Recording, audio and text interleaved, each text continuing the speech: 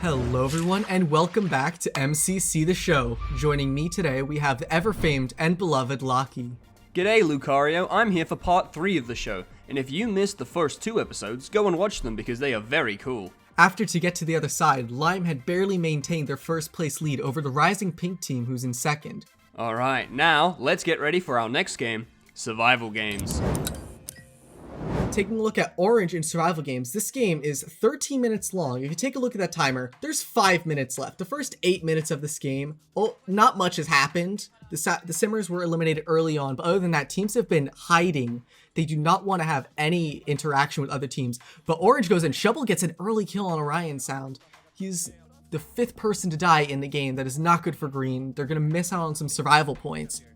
Yeah, but speaking of survival points, they're pretty good. But as you can see here, we have Orange, led by Punz, whose perspective we're watching, going, survival points are cool, but we want kills. And just like that, down goes Rambo as they're chasing Red Team, and I think Cyan was running upstairs into a house as the border is closing in on them. So they need to be careful if they don't want to get trapped now. But Wilbur has just gone down to Captain Puffy as we got Punz breaking a window with potion ready in hand. There's Cyan at the top of the stairs, and oh no, there's Phil, and Phil's down.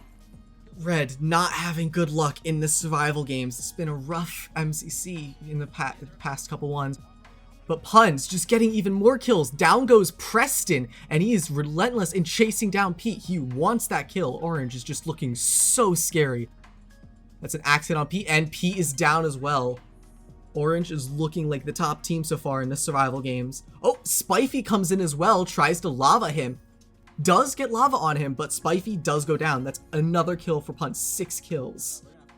And then meanwhile, we got George Not Found and Ponk here of the Yellow Yaks. They're just looking down, looking at above, surveying the scene like Hawkeye and the Avengers. And people don't really like Hawkeye, but he still held his own weight. And George, I feel, is the Hawkeye of this game, because no one expects him to be the heart of the team, but he's just dropped down like Assassin's Creed, and he's chasing the rest of Orange into a room. He's got them trapped there. He throws a potion and gets a double kill on Tapple and Shovel. You jump over to Purple, who's been hiding out in a building, but since this game has been going on so long, the border's gonna force them out. They do drop down. Fruitberries downs a speed pot and goes in for some kills on Pink, who is the team surrounding them. He gets a nice axe crit on Finn. He goes for Dream, and Dream is out. Still 20 players left around. It's absolutely insane the number of people in this tiny area. Yeah, here we got Fundy working with the Aqua Axolotls. Tobo is calling shots, and oh, there's a few shots thrown up there on CPK, who's hiding on top of one of the roofs. As you can see, CPK down. No surprise by there. But you can see the border is coming in, and all these players are still alive. We still got 15, 16 players still, and the border is closing in on spawn. It's going to become a chaos bloodbath any second now. Down goes Tubbo. Players are just on top of each other. Lava, cobwebs, utter chaos. You can't even see what's happening. Kratzy tries to get a hit on Captain Sparkles, but dies, but still gets the credit on the kill. Rewinded back a bit to Joel, who's in the fountain at the time of all of this chaos. He gets 2 kills on people who are low, and it's just him, Fruit, and Sylvie. The border is now this tiny 1-by-1 area. It's a single block, and they have to kill Sylvie, and they get it! Joel and Fruit win survival games. That is huge for the Purple Pandas. Woo! Once again, a phenomenal job from the Purple Pandas on that massive survival games win. Now, taking a look at the overall standings of the event currently, the absolute beefcake of a team, the Purple Pandas, have taken first place, knocking down Lime and Pink into second and third respectively, while the Tubbo-led Aqua retained 4th place. Alright, now let's send it into Game 6, Ace Race. Starting off in Ace Race, let's take a look at Antfrost, who's been putting in a ton of practice on the practice server, possibly the most out of any participant in this MCC, and he takes the right, not usually seen by most MCC people. Let's see if this works out for him. It does, honestly. He's the first person to that jump pad. A nice first place, although, as we can see, anything can happen in the start. He does use the News Trident very well, which reduces player collisions and also fires automatically just to account for players with higher ping from other countries. Alright, now we're looking at Pete. Everybody loves Pete. Pete is pretty good at Ace Race. So as you can see, he started out in the top 3, but he flies through the water. He just missed that staircase. That is... Oh, but you know what? It's not going to stop him. He can recover. It's early days. He's trailing Tubbo. He's overtaking Tubbo in the air as he's managed that, and he goes straight to the skip. Let's take a look at Bad Boy Halo, who does the skip phenomenally, jumps forward 5 places from that one skip alone, just doing it better than everyone else in that one moment. Gets very nice tridents as well, jumps up to 6th place. He's right next to a bunch of and he jumps all the way up to 3rd, only behind Punz and Antfrost. And now we got Sapnap, who's also in the top 7. But if you look around, you can see so many people. This is a really competitive ace race. I think this is one of the most competitive ones we've seen yet. Everyone is so close together. The top 10 placements, at least, are constantly shifting as people are overtaking and undertaking each other. They're all there. It's so many people up here, and no one seems to be struggling far behind. It's just everyone has come here to win, and it looks like on lap 1, anyone can win. All right, let's take a look at Quig. He got the best lap time last MCC from pulling off a skip that very few people seemed able to do. Will he do it again this time? And it looks like he is able to. He pulls off the Elytra Flight perfectly and gets to the jump pad. And with Fruit now, Fruit is a consistently good ace race player. We've seen it time and time again. As you can see, Fruit running around in 4th place. Just nothing too special here. Just keeping the jumps, just trying to focus on getting the job done. On purple team, they're in 1st, so if he can do well in ace race as well as the rest of his team, they should be no worries about missing out on dodge belt because they should be making it for sure. He's just flying through the course, as everyone is. Antfrost and Bad Boy Halo around him, 2 players that maybe you didn't expect to be in the top 5, but they are, and it's going really well. And over to Dream on the Pink Parrots, who's also doing well. He's here with CPK, his own teammate. So Pink Parrots are doing really well in Ace Race. This is lap 3 of 3, so if they can just sit where they are in the top 5, that's a lot of points for their team, and that can give them a better chance at making dodge belt. Right here, we have CPK trailing Fruit. He wants to overtake him because he's a competitive player, and as I said, it's a competitive game of Ace Race, but we all know that competitive nature Dream has. He always wants to redeem himself if he ever has a poor performance. All right, now let's take a look at Punz, who's been doing phenomenally this entire ace race. He looks like he's good. He gets 1st place with no Illumina in the way to take it from him. He does phenomenal and just claims it. And CPK is now going down the lovely section where Phil's face was built, but he's gliding through it and he can finish the finish line. He's placed 4th. Look at that. That's top 4 from, that is 3rd place and 4th place from the Pink Parrots. Crazy amount of points for them. Jump over to Antfrost, who's been doing very well for his 2nd ace race. It's all that time on the practice server has really done him well, and he gets a 6th place finish. And Wilbur now. Wilbur, everyone knows Wilbur in Ace Race. Their story goes back centuries. He has never liked this game, but you know what? If you're listening closely, he's singing a little Hamilton anthem. You know why that is? Because he's currently in 8th place. Look at the scoreboard, 7th. He manages to finish in 7th place. That is right. Wilbur Soot got 7th place in Ace Race. And look at him celebrate. Pink destroyed this event with all players in the top 30 and 3 in the top 10. We also see Red and Aqua do very well in 3rd and 4th, with Wilbur and Antfrost placing well above their previous performances. And as we can see in the overall standings of the event, the incredible performance from the Pink Parrots sees them climb into 2nd place, only a couple hundred of coins behind the Purple Pandas. Now for an ad from our sponsor, the 7th game Build Mart. Starting off Game 7, we'll take a look at the Orange Ocelots, known for being a PvP team. Build Mart not looking to be their best game, but they do have Shovel, who is known to be very good at this. And they do have good coordination, so we could see a good strategy from them. Punz and Tapple appear to be working on the same build. That should be a very good strategy to just rush out some points to get a build first. We'll see how well that pays off.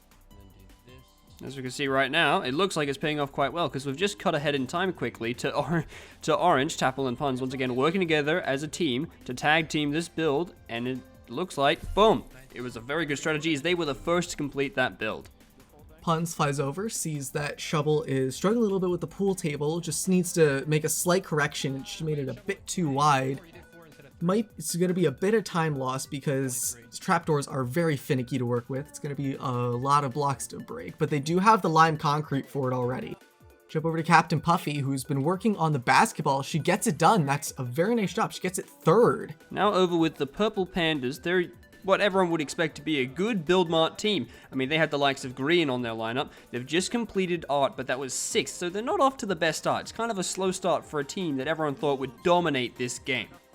But they're doing it again. They've just got Blockskiball as well. Green sorting out his inventory as they work on the swing set build next.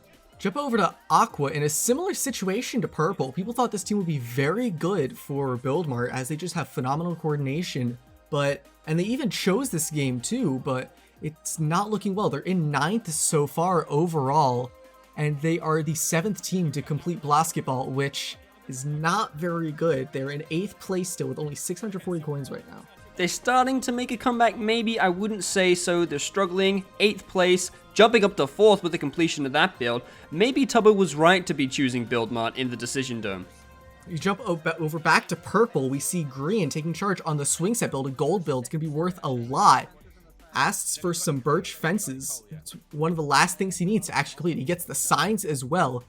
Grian, the builder, is he going to be able to complete this build? It looks like he has all the materials for it. It's just how well can he place the blocks. Misplaces a couple fences. Not too big of a deal. Does cost him a couple times.